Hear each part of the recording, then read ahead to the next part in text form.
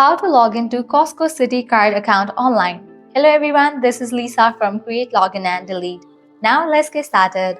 Launch your preferred browser. Here we go. Now over here you'll find the search box. Type in Costco Citi Card login and search for it. With that, different website links will appear. Go ahead and click on this one, Costco Anywhere Visa Card by Citi. Open it. With that, you will be directed to the official website of Costco Citi. Now over here you will find this option of sign on. Click on it.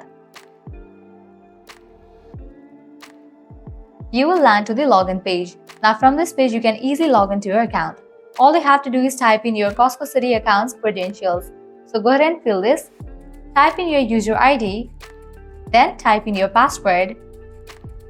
In the case you have forgotten your user ID or password, you can use these options to recover it. If you haven't activated your card yet, you can click on this option of Activate a Card and go through the process and activate your credit card. If you want to remember your user ID, check in for this option.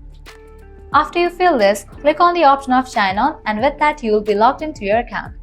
Well, this way you can easily log into your Costco Citi Card account online. This was really simple and quick process. At the end, if you guys find this video helpful, don't forget to like, share and subscribe to our channel. Thank you.